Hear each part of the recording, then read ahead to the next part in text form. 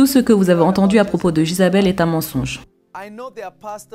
Je sais qu'il y a des pasteurs et des prédicateurs qui font des sermons entiers sur Jézabel, mais est-ce que je peux être honnête avec vous?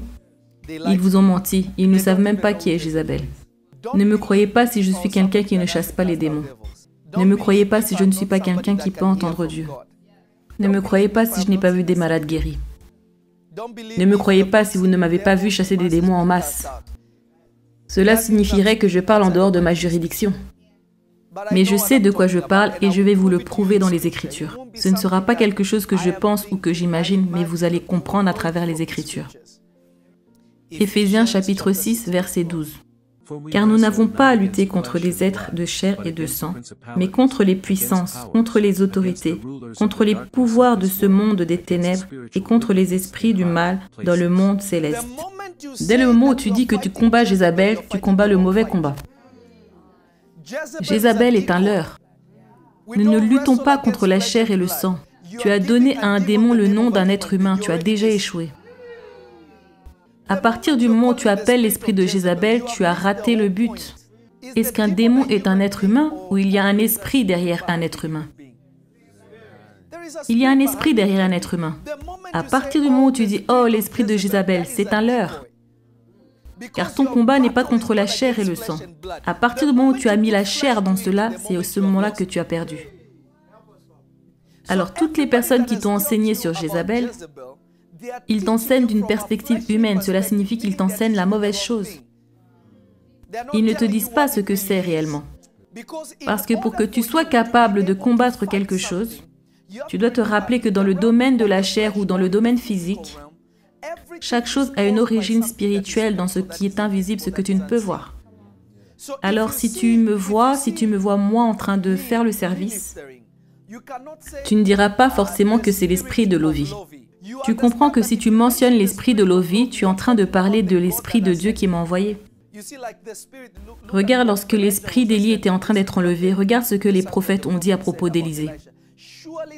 Certainement l'esprit d'Élie repose sur Élisée. Pourquoi ont-ils dit ça? Parce qu'ils savaient que le manteau et le mandat d'Élie avaient été transférés sur Élisée. Mais ce n'était pas qu'Élie marchait avec lui. Non, Élie était parti. Ce qu'il y avait en lui était partagé avec lui. Alors quand les gens parlent de Jézabel, ils parlent de quelque chose qu'ils ne comprennent pas parce qu'ils ont fait de Jézabel un être humain. Et Jézabel n'est pas un démon. Jézabel est une personne qui a été utilisée par un esprit. Alors au lieu d'apprendre quel était l'esprit qui l'utilisait, nous parlons de la personne qui était utilisée. Je vais vous le redire. Tout ce qu'on vous a dit à propos de Jézabel est un mensonge. Parce que vous devez vous rappeler, le démon utilise la personnalité d'une personne. Souvent, lorsque des personnes ont des démons en eux, ils ne reconnaissent pas qu'ils ont un démon, à moins que le démon commence à les tourmenter et commence à se manifester en dehors. Ils peuvent avoir des signaux comme « Ah, ça ce ne sont pas mes pensées, ça c'est pas ce que je pense ». Ils sont influencés à faire des choses, mais les démons se cachent toujours derrière la personnalité d'une personne. Alors quand la présence de Dieu, quand le Saint-Esprit nous révèle ces choses, voilà ce qu'il se passe. La personnalité de la personne change. Vous commencez à voir l'esprit qui prétendait être eux. Est-ce que quelqu'un comprend? Parce que le démon utilisera votre personnalité pour satisfaire son désir. Mais ce n'est pas exactement l'identité du démon. Mais la raison pour laquelle le démon fait cela, c'est parce qu'il sait premièrement que l'homme est un canal. Deuxièmement, les hommes aiment se battre les uns les autres. C'est ce qu'ils peuvent voir. Ils ne sont pas assez spirituels pour voir au-delà de la chair et voir ce qu'il se passe. Un exemple, quand les gens me voient, ils voient un jeune homme et ils diront souvent « il semble que c'est une personne qui déçoit les gens ». La raison pour laquelle ils pensent ainsi, c'est parce qu'ils regardent mon apparence. Même si je n'ai rien fait de ce qu'ils disent. Même si je n'ai rien fait. Je n'ai jamais rien volé ni pris quelque chose à quelqu'un.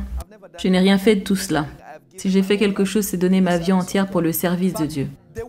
Mais ils ne se renseigneront pas sur moi pour savoir ce qui me conduit. Ils vont regarder mon apparence. Et ils diront « Ah, je ne sais pas. Quelque chose ne va pas. Il est trop beau. » Est-ce que vous comprenez ce que je dis? Ce que j'essaie de vous expliquer, c'est que juste avec ce verset, il ne devrait même pas avoir un démon qui s'appelle Jézabel. Et la chose qui est drôle, c'est que la Bible nous dit quel esprit est en elle. La Bible nous le dit. C'est en fait grandement ouvert. L'esprit qui en effet l'utilisait. Les êtres humains aiment ce qu'ils peuvent comprendre. Et ils ne permettent pas à Dieu de les enseigner, de leur montrer. Ils vont travailler quelque chose qui n'existe pas, juste pour satisfaire ce qu'ils ressentent. 1 Roi 16, verset 31. Et comme si c'eût été pour lui peu de choses de se livrer au péché de Jéroboam, fils de Nébat, il prit pour femme Jézabel, fils de Ethbaal, roi des Sidoniens, et il alla servir Baal et se prosterner devant lui. Alors nous ne devrions pas parler de l'esprit de Jézabel, mais nous devrions parler de l'esprit de Baal. Nous avons fait tout un sermon sur un être humain. Pourtant, nous n'avons pas parlé de l'esprit qui la contrôlait. Le véritable visage de l'esprit de Jézabel n'est pas Jézabel, c'est Baal. Dites-moi, soyez honnête, dans quelle église avez-vous déjà vu des gens dire « Au nom de Jésus, l'esprit de Baal, nous te chassons ». Vous n'avez jamais entendu cela. Vous n'avez jamais entendu quelqu'un dire « Maintenant, chaque esprit de Baal, je vous chasse ». Ils ne disent jamais cela, vous allez entendre « Esprit de Jézabel ». Donc Baal erre librement. Baal erre librement parce qu'il porte un masque que les gens ont adopté. Donc lorsqu'il lutte contre la chair, lui est libre. Donc tout le monde combat un être humain. Donc les gens combattent un combat auquel ils ont donné une couverture à un esprit mauvais, démoniaque et maléfique. Ils le protègent en luttant contre la chair et non contre l'esprit. Donc les gens sont occupés à dire « Au nom de Jésus, Jézabel, je te commande ». Et Baal dit « Yes, continuez. Continuez. » Et Dieu vous regarde et dit « Qu'est-ce que vous faites ?» Et le diable se célèbre et dit « Baal, tu as encore réussi. » Garde-les focalisés sur ça. Alors imagine tous ces services de délivrance avec esprit de Jézabel. Et vous savez, les démons, vous savez une chose à propos des démons, et c'est pour ça que le prophétique est tellement nécessaire. Le prophétique est très nécessaire parce que il y a beaucoup de gens qui pensent qu'ils font une délivrance. Mais en réalité, ils font une partie de la délivrance. Et le démon va commencer à parler et s'agiter parce qu'il sait que vous pouvez voir spirituellement. Donc vous pouvez avoir quelqu'un qui fait « Waouh !» et vous pensez qu'il est parti, mais il n'est pas parti. Mais il fait cela pour te satisfaire. Et lui dit « Merci Jésus ». Mais le démon dit « Bon, c'est bon, reste calme. Reste calme. » Jézabel doit être une clé pour savoir ce que l'esprit de Baal fait. Mais elle ne doit pas être le centre. Elle ne devrait jamais être le centre. Tu ne dois pas faire de prophète Lovi le centre, mais tu dois voir comment le Saint-Esprit utilise une personne. Le centre doit toujours être le Saint-Esprit. Donc Jézabel était une forme pour révéler comment Baal opérait, parce que c'est la partie de l'Écriture où il y a vraiment la lumière sur qui était Baal. Alors ici, il y a un problème que beaucoup de gens ne connaissent pas. L'esprit de Baal, ou ce démon appelé Baal, c'est un esprit déchu. Et Baal est à un niveau très élevé sur le plan démoniaque. Baal s'est toujours présenté lui-même comme étant Elohim. Il a toujours fait semblant. Si tu ne connais pas cet esprit, tu peux croire que c'est l'esprit de Dieu, mais ça ne l'est pas. Elohim a un temple. Baal a un temple. Elohim a des prophètes. Baal a des prophètes. Tu donnes des semences à Elohim, tu donnes des semences à Baal. Beaucoup de gens de nos jours sont dans la confusion et ne savent pas lequel est le vrai Dieu. Parce que souvenez-vous, si Élie vient et te dit « Nous allons faire un sacrifice et nous allons voir qui est vraiment Dieu », cela montre qu'il y avait une grande confusion pour savoir qui était le vrai Dieu, parce que est-ce qu'il s'agit de la même personne ou ce sont deux personnes différentes? Pour que Baal t'entende, il fallait du sang. Pour que nous soyons entendus de Dieu, il fallait que le sang soit versé. Même lorsque les enfants d'Israël avaient besoin d'écouter Dieu, ils devaient faire ce qu'on appelle un sacrifice d'expiation. Le sang devait être versé.